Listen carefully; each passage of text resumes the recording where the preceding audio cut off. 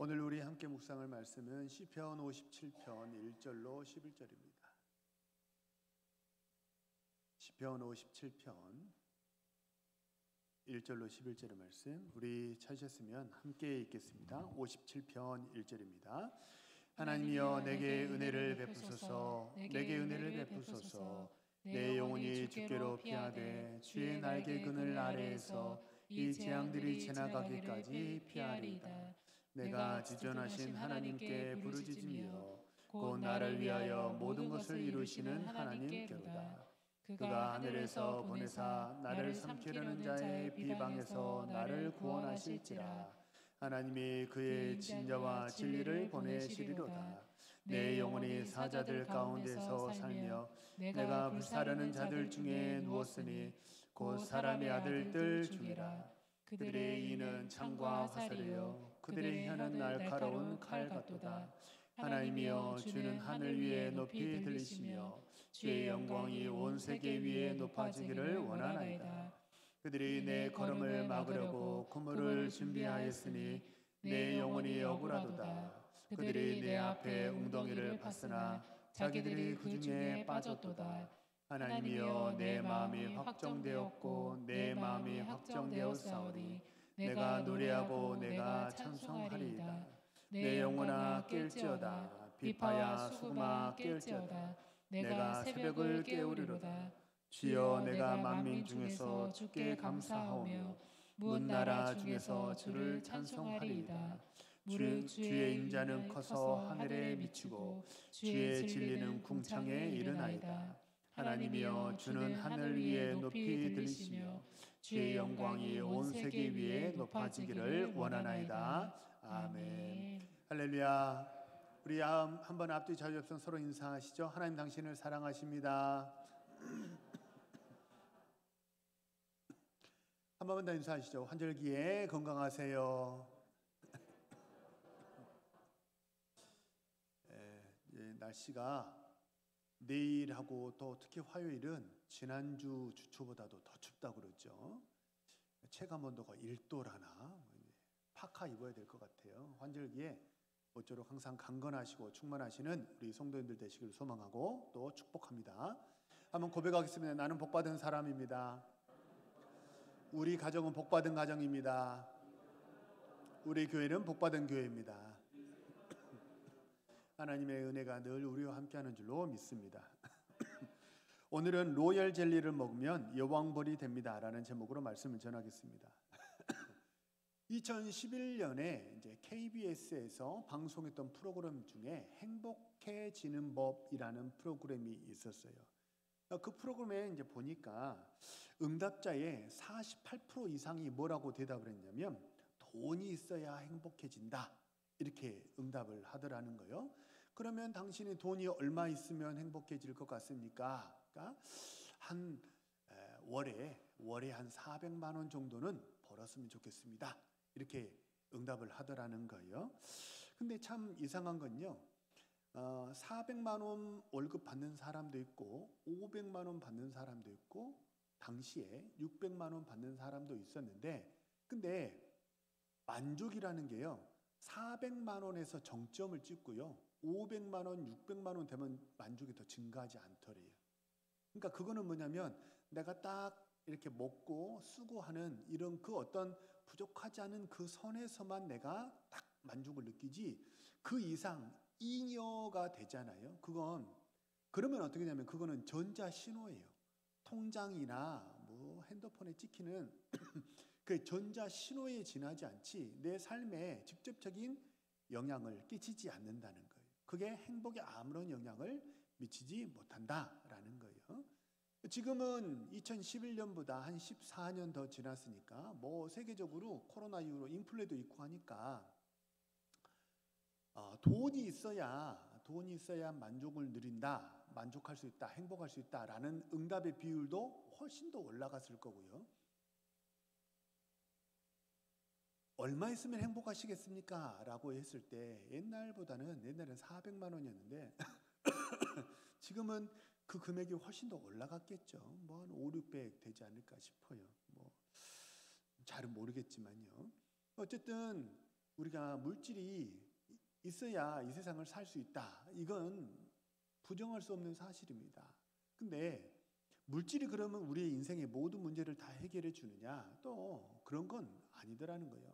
돈 있으면서도 불화하는 부부가 많고, 돈 있으면서도 부모와 자식 간에 또 다투고 싸우고 얼굴 안 보는 그런 가정도 엄청 많잖아요. 그래서 어느 정도 필요하기는 하지만 그게 모든 걸 다 해결해 주진 않아요. 우리가 이 땅에서 딱 지금 느낄 수 있는 게 언제냐면요. 고난이 오면 돈이 전부가 아니라는 걸 어렵지 않게 우리가 깨닫게 됩니다. 건강을 잃게 되잖아요. 그러면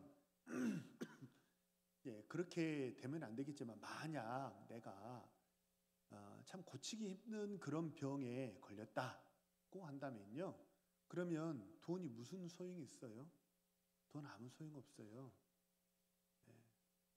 질병에 걸리면요. 돈이 그렇게 썩 이렇게 내 인생에 목숨 걸 만큼 중요하지 않다. 이렇게 깨닫게 돼요. 그러니까 돈 때문에 이렇게 막 아웅다웅 다투고 했던 그런 시간들이 얼마나 참 부질없는가 그걸 깨닫게 돼요. 예배할 수 없는 상황에 처해 보셨습니까? 예배할 수 없는 상황에 처하게 되면요. 예배가 얼마나 드리고 싶은지 몰라요. 기도하지 못하는 상황에 되면요. 이 뭔가 꽉 막힌 거고 취한 것 같고요. 얼마나 답답한지 몰라요. 하나님이 소중하고 찬양할 수 있음이, 기도할 수 있음이, 예배할 수 있음이 얼마나 우리 인생의 큰 복인가 그제서야 비로소 깨닫게 된다는 거예요. 그래서 고난은 어떠냐면 고난은 우리 인생에 쓴 것도 줍니다. 고난은 달지 않아요. 씁니다. 하지만 고난은 쓴맛만 준 게 아니라 우리 인생에 복도 주더라 하는 거예요. 고난이 우리 인생에 주는 복이 몇 가지 있는데 가장 첫 번째로 고난은요. 집중의 복을 줘요. 집중의 복. 혹시 진짜 목마르다. 나 목말라서 쓰러질 것 같다. 그런 거 경험해 본 적이 언제 있으세요? 제가 이전에 심어하던 교회에 산악회가 있었어요. 그 산악회는 한 달에 한 번씩 매번 대한민국에 있는 그런 산들을 이렇게 등반하는 그런 모임이고요. 교회에 있는 성도들만 산악회를 가는 게 아니고 그 성도들의 안 믿는 남편, 부인, 아들, 친구 다 초대해요. 그러면 그들은 모든 식사, 모든 과정이 다 무료입니다. 전도의 일환으로. 그리고 이제 오고 가면서 차에서 찬송도 부르고 간증도 하고 그래서 이제 전도하는 프로그램의 일환으로 산악회를 했거든요. 산악회에서 한 번은 1월 달에 이제 산악회가 이제 등반을 하는데 우리 교육자들을 모두 초청해가지고 같이 신년이니까 등반을 좀 하시면 어떻습니까? 이렇게 해가지고 교육자들이 다 참여하게 되었어요. 사실 저는 어떠냐면 어려서 이제 무등산을 엄청 많이 다녔어요. 진짜 무등산, 서석대, 입석대, 중봉은 셀 수 없이 많이 다녔고요. 그래서 사실 저는 산 타면서 고생을 많이 했기 때문에 그렇게 산을 그렇게 썩 좋아하지는 않아요. 근데 교육자들이 다 가니까 가게 되었어요. 산악회 회장이신 안수 집사님이 얘기하기를 목사님들 다 필요 없고 우리가 다 준비하니까 몸만 오면 된다고. 다 필요 없다고. 몸만 오면 된다고. 저는 참 순진했나 봐요. 몸만 오면 된다 그러니까 진짜 몸만 갔어요. 한겨울 1월 달이었거든요. 신년 등반이었으니까. 추우니까 두꺼운 파카 하나만 입고 그렇게 갔는데 등산해 보셨습니까? 겨울 산행 해 보셨어요? 겨울 산행은 장비가 필수예요. 가장 기본적으로 뭐가 필요해요? 미끄러지지 않으려면 아이젠이 있어야 됩니다. 그 눈 같은 게 양말, 그 신발 사이로 양말에 스며들지 않으려면 뭣도 있어야 되면 스패치라는 것도 있어야 돼요. 올라가려면 스틱도 있어야 돼요. 와, 그러니까 그 안수 집사님이 몸만 오라 그러니까 제가 순진한 마음에 진짜 몸만 갔어요. 가가지고 어떻게 됐는 줄 아세요? 정말 다시는 그 산이 또 어떤 산이었냐면 자그마치 태백산이었습니다. 태백산을 아무런 장비 없이 그냥 운동화 신고 그러고 간 거예요. 제가 평생에 잊어버리지 않을 만큼 고생을 했어요. 근데 제일 힘들었던 게 뭐였냐면 중간만큼 갔는데 이렇게 겨울에 이제 찬바람이 계속 부니까 찬바람이 코로 들어가고 입으로 들어가니까 구강이 건조해지잖아요. 목이 그렇게 마른 거예요. 근데 알고 봤더니 나는 몸만 오라고 그래놓고 자기들은 가방에다가 뭐 먹을 거 다 싸왔더라고. 뭐 홍삼물, 뭐 꿀물, 뭐 초콜릿, 캔디, 먹을 거 막 여기다 다 싸왔더라고. 그래서 자기들은 중간에 가면서 이렇게 막 홀짝홀짝 먹고 가더라고요. 나는 몸만 오라고 그래가지고 몸만 갔으니까 목이 마른데 하늘이 정말 노래지고요. 그러니까 당이 떨어지는 거예요. 체력이 떨어지고 당이 떨어지니까 산에서 왜 조난당하는지 알겠더라고. 목이 마르고 당이 떨어지니까요. 발이 덜덜덜덜덜 떨리고 손이 덜덜덜 떨리는 거예요. 저 건장한 나이였어요. 그때 40 초반이었거든요. 근데 나이 드신 권사님 한 분이 목사님 제가 너무 힘들어하는 걸 보니까 목사님 그분이 목사님의 어머니였어요. 그러니까 아들이 홍제동에서 목회하는 큰 교회 목회하시는 분이시거든요. 그러니까 목회자의 마음을 그분이 참 잘 이해해 주시고 어머니 같이 잘 해주셨어요. 그래서 그분이 어떻게 했냐면 목사님 이리 와보세요. 그래서 나 조금밖에 싸와서 많이는 못 줘. 그러면서 꿀물을 저에게 줬어요. 이게 보온병에 뚜껑이 이렇게 따라가지고 꿀물을 줬는데 제가 그 꿀물 먹고 부활했어요. 제 기분이 어땠는지 상상이 되시죠? 이게 당이 떨어져서 손이 덜덜덜 떨렸는데 와 이게 막 힘이 나고요. 그리고 초콜릿도 하나 주고요. 사탕도 하나 주고요. 올라가다 힘들면 먹으라고 이렇게 막 꼽을 쳐가지고 제 주머니에다 막 넣어주더라고. 그래서 제가 꿀물을 먹고 막 부활해가지고 쫙 올라갔다는 거 아니에요? 고난이 그래요. 고난은요. 우리 구강을 건조하게 하듯이 찬바람이 구강을 건조하게 하듯이 우리 인생을 메마르게 해요. 힘들고 어렵게 만들어요. 근데 그때 고난이 오면 사실 목마르고 하늘이 노래지니까 겨울에 태백산의 설산이요 얼마나 예쁜지 아세요? 근데 목마르고 하늘이 노래지면 그 눈에 들어와요 안 들어와요? 눈에 하나도 안 들어요. 온통 그냥 하얗고 나는 힘들다 이것밖에 없어요. 나 죽겠다 이것밖에 없는 거예요. 그러니까 목마르면 아름다운 풍성한 삶, 하나님이 주시는 우리 인생의 풍성한 삶이 눈에 들어오질 않아요. 무엇밖에 안 보이는 거예요? 물. 꿀물이면 더 좋아. 그렇다는 거예요. 우리 영혼에 우리가 고난에 처했을 때 하나님이 우리 인생에 꿀물을 주시거든요. 생수를 주시고 꿀물을 주세요. 우리 영혼의 생수가 뭐고 우리 영혼의 꿀물이 뭐예요? 성경에 나오죠. 우리 영혼의 생수는 뭐예요? 성령의 생수예요. 성령의 생수고 우리 영혼의 꿀물이 뭐예요? 하나님의 말씀이 송이꿀보다 더 달다고 그러잖아요. 그러니까 진짜 맛있고 품질 좋은 꿀물이 하나님의 말씀인 줄로 믿으시기 바랍니다. 우리 영혼이 되게 막 힘들고 오래서 축축 처지고 막 하늘이 노랗고 일이 손에 안 잡히고 도무지 내가 아무것도 할 수 없을 때 마음이 황망하고 되게 몸과 마음이 지쳐서 딱 쓰러지기 일보 직전이었을 때 뭐 먹으면 살아나는 거예요? 꿀물 먹으면 살아나는 거예요. 우리 영혼이. 인생의 고난으로 힘들고 어려우신 분들 혹시 계십니까? 목마르신 분들 혹시 계십니까? 우리 숨 쉬고 살아야 되잖아요. 그게 왜 고난이 닥치면 숨이 턱 막힌다 우리 그런 말을 하잖아요. 천하 없어요. 누구라도 다 숨 쉬고 살아야 돼요. 근데 숨 쉬려면 뭐가 필요해요? 생수가 필요하고 꿀물이 필요해요. 꿀물 먹으면 생수 먹으면 비로소 숨 쉬어주고 주변의 아름다움이 우리 눈에 들어오게 되고 우리 인생의 모든 문제를 다스릴 수 있는 그 산 정상까지 올라갈 수 있는 힘을 얻게 될 줄로 믿으시기를 바랍니다. 우리 사랑하는 이 시간 예배하는 우리 모든 동원의 성도님들 성령의 생수와 말씀의 꿀물로 다시 한번 강건하게 일어서시는 주의 백성들 모두 되시기를 소망하고 축복합니다. 우리 미가서 6장 8절 우리 같이 한번 읽어볼까요? 시작.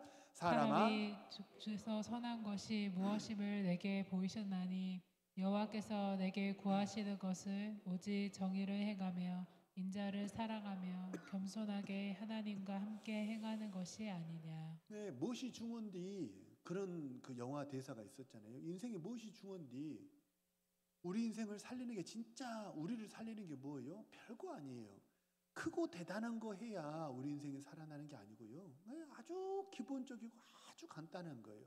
뭐가 우리 인생의 복이고 뭐가 행복이고 뭐가 우리를 살리느냐? 주일이면 하나님께 나와서 예배할 수 있으면 우리 어깨에 메워져 있는 수고하고 무거운 짐이 다 벗어질 줄로 믿으시기 바랍니다. 그게 행복이라는 거예요. 뭐가 또 행복이냐? 옆에 있는 성도들하고 같이 교회를 세울 수 있고 하나님을 섬길 수 있는 거 그거 별거 아니거든요. 그게 우리 인생의 가장 큰 복이고 행복인 줄로 믿으시기를 바랍니다. 그래서 고난이 쓰기만 한 게 아니라 복도 주는데 어떤 복을 주느냐? 집중의 복을 줘요. 진짜 중요한 거, 가장 필요한 거, 핵심적인 거. 그러니까 있어도 그만 없어도 그만인 게 아니고 진짜 중요한 거, 꼭 필요한 거, 생명줄 그것에만 딱 어떻게 하는 거예요? 집중하게 해주더라는 거예요. 그래서 사실 우리 집에 보면 버려도 될 만한 잡동사니들 다 있지 않으세요? 그죠? 근데 그 버려도 될 만한 잡동사니 없어도 돼요. 그 자리만 차지하고 있는 게 꼭 있거든요. 근데 그 잡동사니 내가 버리려고 그러면 잘 안 버려져요. 정리가 잘 안 돼요. 아까운 마음도 들고 꼭 필요할 것 같기도 하고. 근데 그 잡동사니를 무엇이 버리게 해주냐? 고난이 버리게 해줘요. 고난이 오면 이게 그렇게 중요하지 않다는 거. 이게 가치 있지 않고 그렇게 내 인생에 중요하지 않다는 걸 어렵지 않게 깨닫게 돼요. 어렵지 않게 깨닫게 돼요. 그래서 우리 인생의 격가지를 다 잘라버려야 돼요. 요한복음 15장에 보면 그걸 뭐라고 그러냐면 깨끗하게 한다 그래요. 열매 맺게 하려고 가지를 깨끗하게 하느니라. 그 깨끗하게 한다는 말이 무슨 뜻이냐면 전정하다, 가지치기 하다는 거예요. 가지가 불필요하게 많으면요 양분이 다 사방으로 흩어져 버리니까 열매가 달질 않아요. 맺히지도 않고. 근데 탁탁탁 잘라버리면 그럼 어떻게 되면 딱 필요한 곳으로만 양분이 가니까 열매 맺게 되더라는 거예요. 바라고 소망합니다. 우리 사랑하는 모든 동원의 성도님들 가장 중요한 거 하나님만 딱 초점을 맞추고 거기서 주시는 숨 쉬고 사는 은혜, 회복하는 은혜, 산 정상까지 걸어갈 수 있는 힘과 능력을 주시는 은혜, 그 은혜를 누리시는 우리 동원의 성도들 모두 되시기를 소망하고 축복합니다. 첫 번째 주시는 은혜는 초점을 맞춰주시는 은혜고요. 두 번째 주시는 은혜는 도약하는 은혜예요. 불필요한 게 정리되면요. 그러면 어떻게 되냐면 몸이 가벼워집니다.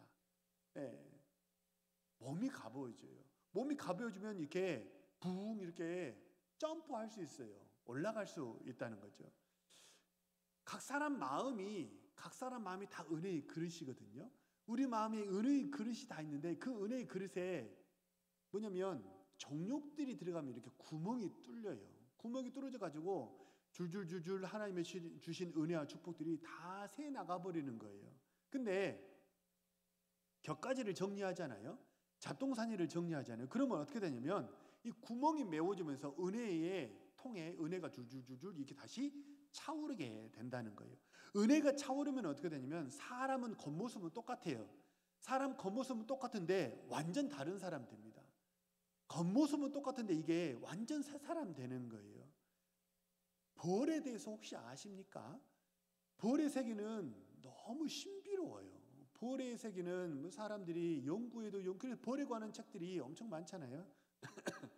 혹시 여왕벌이 어떻게 만들어지는지 아십니까? 여왕벌은요, 보면 뭐 이렇게 어떤 그 동물의 왕국을 보면 어떤 개체들은 이렇게 왕족들이 있잖아요. 왕족, 뭐 예를 들면 하이에나 같은 경우는 그 우두머리 암컷으로부터 태어난 아이만 여왕이 되는 거죠. 혈통이 있어요. 근데 여왕벌은 혈통이 없어요. 여왕벌이 교체 시기가 되면 어떻게 되냐면 일벌의 유충 중에서 하나를 선택을 해요. 그래서 유충의 시대 때는 모든 유충에게 어느 정도의 로얄 젤리는 다 준다고 해요. 근데 여왕벌로 간택이 된 그 유충에게는 집중적으로 로열젤리를 평생 주는 거예요. 많이 주고 평생 주는 거예요. 그걸 먹으면 어떻게 되느냐? 그 유충이 몸집이 커지는 거예요. 그리고 생식기관이 발달해가지고 이렇게 유충을 알을 잘 낳는 그런 여왕벌이 되더라는 거예요. 그러니까 여왕벌은 태어나는 게 아니에요.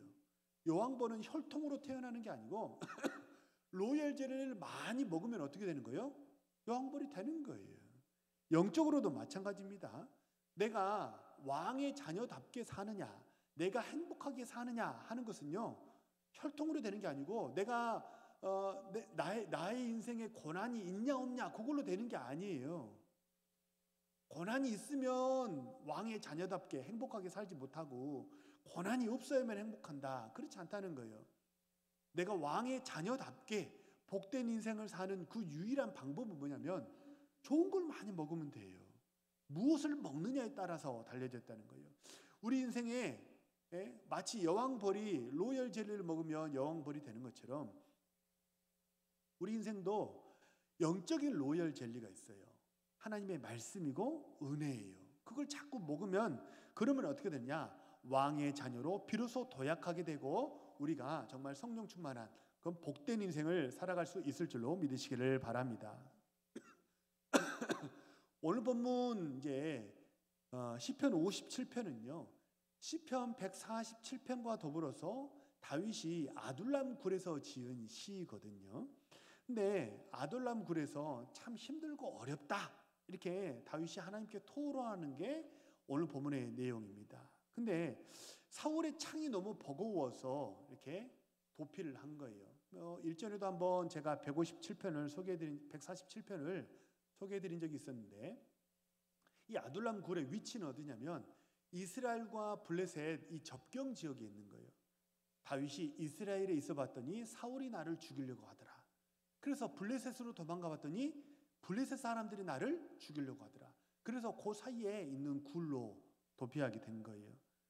사람들이 다윗이 가는 곳곳마다 사울한테 고발을 하는 거예요. 여기 다윗이 있으니까 와서 죽이세요. 그리고 다윗에게 막 험한 말, 모진 말들을 사울의 편들의 사람들이죠. 그런 사람들이 하는 거예요. 그게 얼마나 심했던지 3절, 4절을 보면 그게 참 비방이 얼마나 심했는지 나오는데요. 마치 그들의 비방이 사자 같다 이렇게 얘기해요. 사자 같다. 나를 삼키는 사자 같다. 그리고 태우는 불과 같다 얘기하고 창과 같고 화살과 같고 혀는 날카로운 칼 같다고 그래요. 왜 우리 몽둥이로 맞으면 몸에 멍이 들지만 비방으로 맞으면 마음에 멍이 든다 그렇게 말을 하잖아요. 근데 몽둥이가 아니에요. 다윗이 맞은 건 몽둥이로 맞은 게 아니고 창 같고 화살 같고 칼 같은 그런 말을 자꾸 들은 거예요. 그러니까 다윗의 마음이 얼마나 멍이 많이 들고 얼마나 많이 힘들었겠습니까? 그죠? 그때 다윗이 어떻게 했느냐? 기도했다는 거예요. 하나님, 나 이대로 죽을 수가 없어요. 하나님, 나 너무 힘들어요. 나 이대로 죽을 수 없으니까 하나님 나 좀 도와주세요. 이렇게 하나님께 기도했다는 거예요. 그렇게 기도하면서 하나님을 쫙 이렇게 다윗이 만나게 되니까 그러니까 다윗의 입에서 고백이 바뀝니다. 하나님 나 죽겠어요라고 57편 상반절에서는 하나님 나 죽겠어요 이렇게 말했던 다윗이 하반절에서는 뭐라고 그래요? 우리 다 같이 7절을 같이 한번 읽어볼까요? 7절입니다. 시작. 하나님이여 내 마음이 확정되었고 내 마음이 확정되었사오니 내가 노래하고 내가 찬송하리이다. 네, 마음이 기도했더니 그래서 하나님을 만났더니 어떻게 됐다는 거예요? 네, 마음이 쫙 초점이 모아지더라는 거예요. 하나님께 초점이 딱 모아지니까 불평은 아니지만 탄식하고 한숨 쉬고 그랬던 인생이 뭘로 바뀌는 거예요? 노래하고 찬송하는 인생으로 바뀌었는 줄로 믿으시길 바랍니다. 우리 지난주까지만 해도 비가 되게 많이 왔잖아요. 자, 한번 생각해 보세요. 비가 엄청 막 오는데 이 비를 맞고 우산도 없이 비를 맞고 막 추적추적 비를 맞고 돌아다닌다고 생각해 보세요. 그것같이 고생이 없어요. 비 맞고 돌아다니면 고생이죠. 그러죠. 근데 똑같이 비가 와요. 근데 그 비를 내가 맞는 게 아니고 커피숍에 앉아가지고 바깥에 내리는 비를 본다고 생각 한번 해보세요. 그러면요, 그 비는 고생이 아닙니다. 그 내리는 비가 뭣도 될 수 있어요? 낭만이 될 수 있어요. 똑같은 비인데 내가 맞으면 뭐예요? 고생이에요. 하지만 은신처 안에 들어가 가지고 그 비를 바라보면 뭐가 될 수 있어요? 그 비도 나에게 낭만이 될 수 있어요. 영적으로도 마찬가지입니다. 찌르는 창과 같은 말, 화살 같은 말, 칼 같은 말이 있어가지고 그것이 나를 막 집어삼키려고 해요. 나를 너무너무 힘들게 해요. 그런데 우리가 예배와 찬양과 기도로 하나님의 임재 속으로 들어가면 어떻게 돼요? 그게 나에게 해가 되지 않을 줄로 믿으시길 바랍니다. 하나님의 임재 속으로 들어가면 거기서 우리가 안식을 누리게 되기 때문이에요. 그래서 하나님이 막아주시고 부어주신 은혜가 하나님의 임재 속에 있어요. 그러니까 어떻게 되냐면 내가 비로소 숨 쉴 수 있어요. 비로소 내가 밥 먹을 수 있어요. 비로소 내가 잠잘 수 있어요. 하나님이 그 사랑하시는 자에게 잠을 준다고 하는 게 그런 거예요. 그래서 오늘 본문 1절에 보면 내가 하나님의 날개 그늘 아래 피한다 그러잖아요. 이 날개라는 게요. 우리 일전에 성막 강의했잖아요. 이 날개가 무슨 날개겠어요? 성막에 날개가 딱 하나 있어요. 뭐예요? 지성소의 시운자예요. 시운자는 덮어주는 날개예요. 천사가 이렇게 쫙 이렇게 법궤 위에 뚜껑이 시운자잖아요. 은혜가 베풀어지는 자리, 그게 시운자잖아요. 그 날개예요. 그 날개. 하나님의 날개가 뭐 하는 거예요? 우리의 허물을 다 덮어주고 우리를 회복시켜 주실 줄로 믿으시길 바랍니다. 하나님의 날개 안에 들어가면요, 그러면 어떻게 되냐면 숨 쉬게 돼요. 밥 먹을 수 있어요. 그리고 잠잘 수 있게 되더라는 거예요. 혹시 인도의 성자라고 불렸던 썬다싱 들어보셨나요? 이 썬다싱에 관한 일화가 되게 많은데요. 이 썬다싱이 히말라야 산맥을 이렇게 다니면서 막 이렇게 복음을 전했대요. 그러니까 사람들이 묻습니다. 이 썬다싱이 몸이 되게 허약했대요. 되게 성자들은 이렇게 먹지 못해가지고 되게 허약한 경우가 많잖아요. 썬다싱이 몸이 되게 허약했는데 그럼에도 불구하고 히말라야 산맥을 다니면서 이렇게 복음 사역을 하니까 묻습니다. 아니 선생님 그렇게 몸이 약하면서 히말라야 산을 그렇게 다니십니까? 이렇게 물었더니 썬다싱이 했던 말이 아주 유명한 말이 있습니다. 그러니까 뭐라고 말했느냐? 정신의 높이가 산보다 높으면 어느 산이든지 넘을 수 있습니다. 그렇게 얘기를 했다는 거예요. 정신의 높이가 산보다 높으면 어느 산이든지 그건 문제가 되지 않는다는 거예요. 근데 우리의 마음은 어디 있는 거예요? 주의 날개 그늘 아래에 있는 거예요. 우리 하나님은 가장 높고 거룩한 곳에 우리 하나님이 계신 줄로 믿습니다. 그 하나님이 계신 곳에 내 마음이 있으면 어떻게 되는 거예요? 이 세상의 어떤 고난의 산보다 높은 곳에 있는 거예요, 내가. 그래서 넉넉하게 그 모든 산을 다 넘을 수 있을 줄로 믿습니다. 강화도에 있는 한 교회가 필리핀으로 단기 선교를 갔을 때 있었던 일이에요.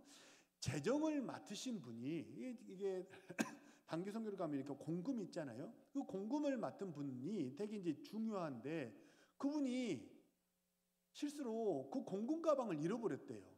그러니까 돈을 엄청 많이 들었는데 그거 잃어버린 거죠. 그래서 같이 선교를 갔던 그 대원들이 하늘이 노래지더래요.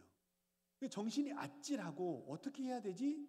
이렇게 마음이 갈피를 잡지 못하겠더라는. 그래서 어떻게 했냐면 우리 한국 사람은 이렇게 어떤 습성이 있냐면 꼭 꼽을 쳐놓은 돈이 있잖아요. 그죠?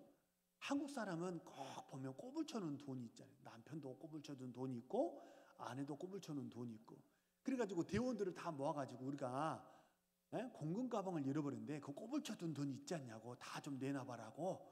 그래서 꼽을 쳐둔 다 내가놔가지고 그것으로 최소한의 사역만 경비만 지출하면서 사역을 마쳤대요.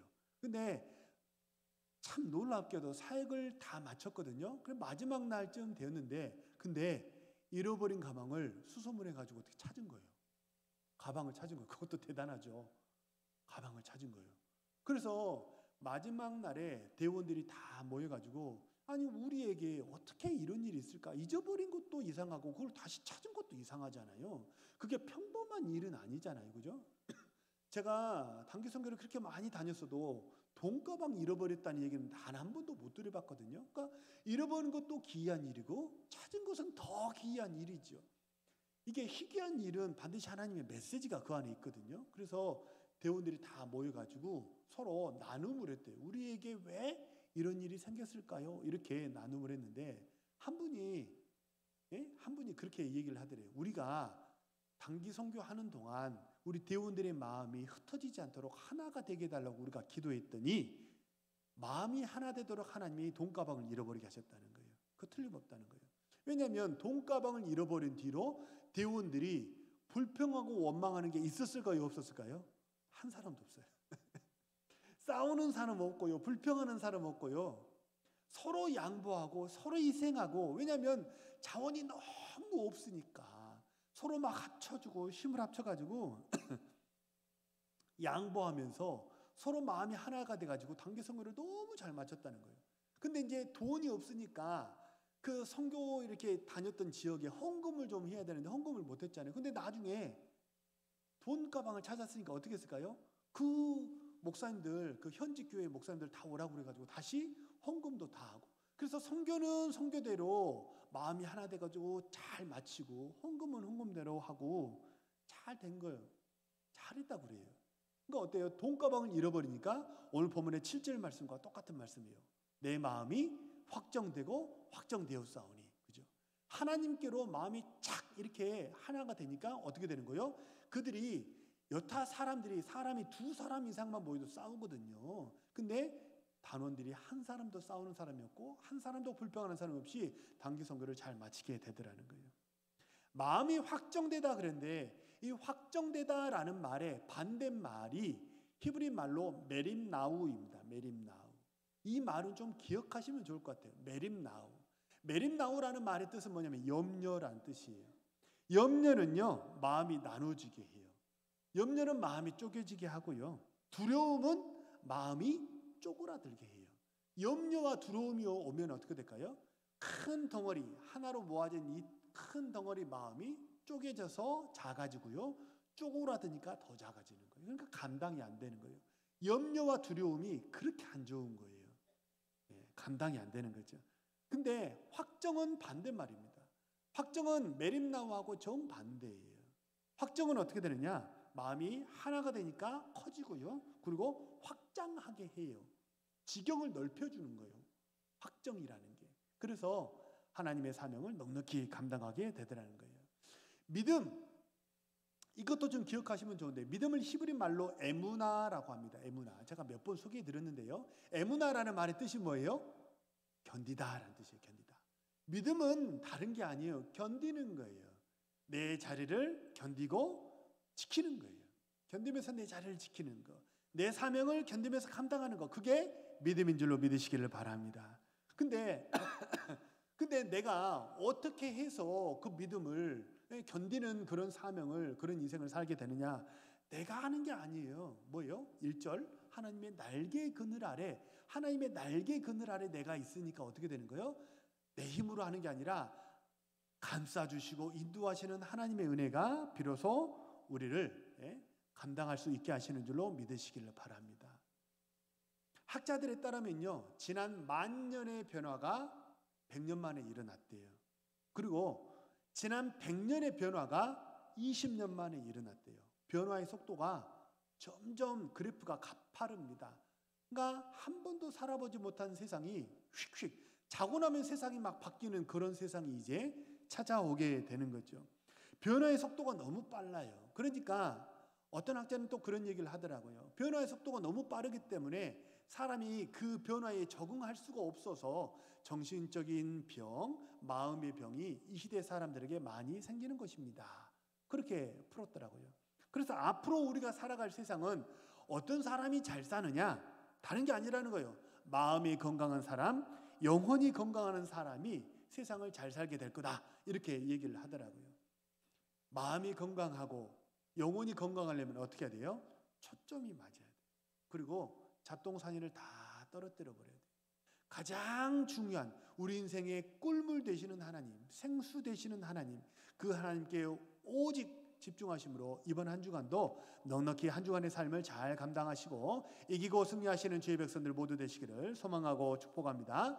우리 주신 말씀 놓고 하시면서 통성으로 기도합니다.